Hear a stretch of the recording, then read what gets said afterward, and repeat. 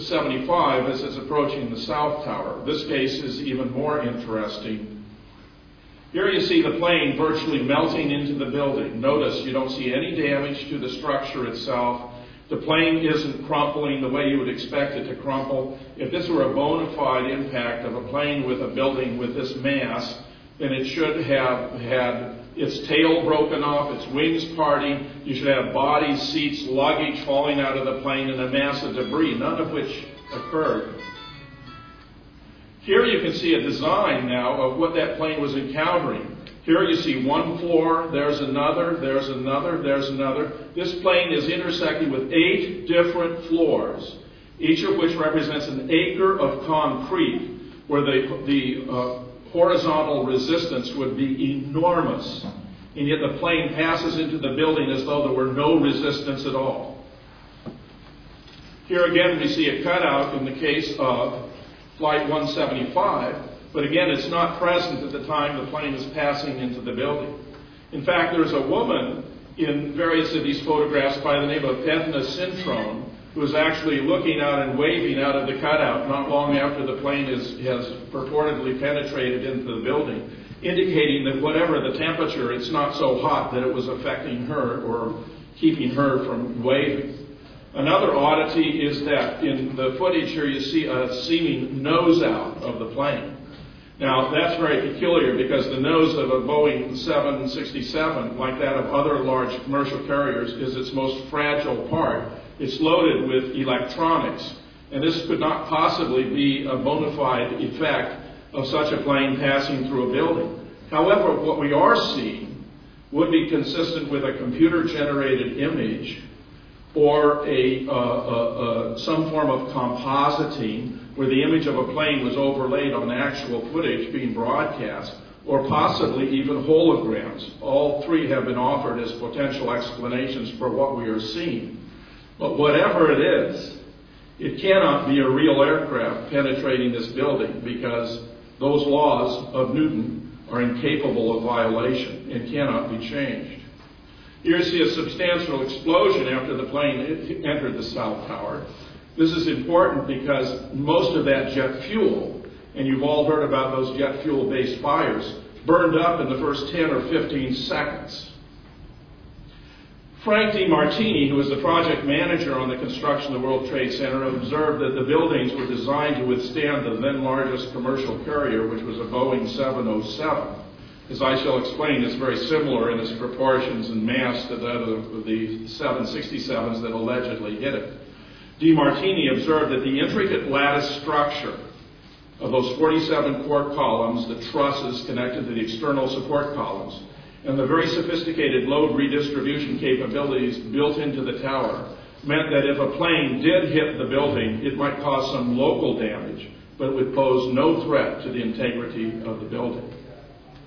Here's a comparison of the 707, for which the buildings were designed to withstand, and the 767. The weight is very comparable. The gasoline fuel is very comparable. And in fact, interestingly, the 707 has a higher cruising speed of 607 miles an hour than the 530 of the 767. Mind you, neither of those speeds would have been possible at the altitude involved here.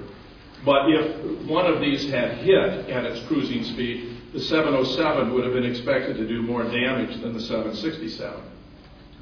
Here's an interesting occurrence that took place at the Brooker Elementary School in Sarasota, where I used to reside.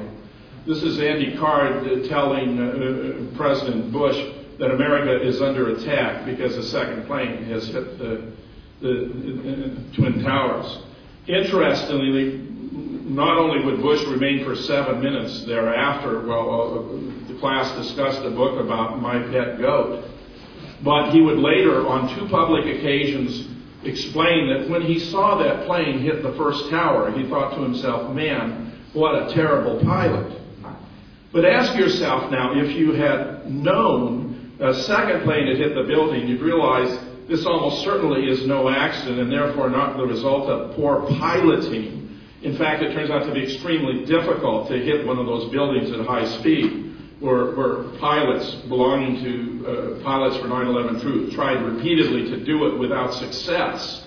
But, moreover, since the footage of the Naudet brothers would not be broadcast until the following day, the only way in which George Bush could have been in the position to make that observation is if he were watching on a closed-circuit television, probably one by the Secret Service that was focused on the North Tower, at a time when no one had any reason to believe anything unusual was about to take place. Interestingly, Willie Rodriguez, who is the senior custodian in the North Tower, has reported a massive explosion in the sub-basements that destroyed huge equipment there, many floors, and left one of his fellow custodians with the flesh hanging from his body. What's most important about Willie's observation is that this explosion in the sub-basement occurred before there were any reverberations from above that were associated with what was purported to be the impact of a plane with the building. It also did extensive damage to the lobby. It turns out that Columbia University maintains a seismograph that caught the explosions in the sub-basements of both buildings. One was recorded at 0.7 and the other at 0.9 on the Richter scale. The reverberations from the planes were so modest, given the load redistribution capabilities, they were not even recorded on the Richter scale.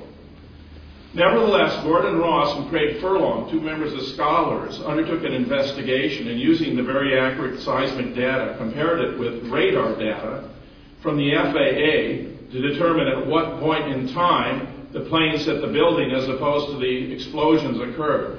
And they discovered as much as 14 to 17 seconds before the planes hit the building.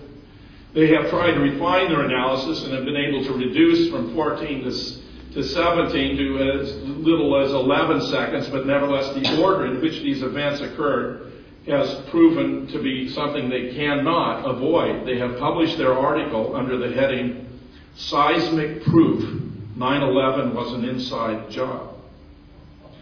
Now, many firefighters and first responders reported hearing multiple explosions. Those of you who have seen the early video, Loose Change, know how some of those firefighters were reporting boom, boom, boom, boom. There was a succession of explosions which has to be taken into account in sorting out what happened here to those buildings. One of the most fascinating aspects of this is that the South Tower, although it was hit second, would be destroyed first.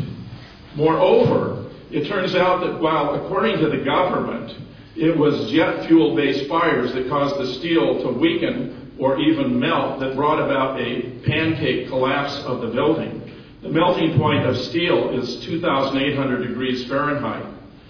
Jet fuel, which is basically kerosene, cannot burn above 1,800 degrees Fahrenheit under ideal conditions when it's force-fed pure oxygen.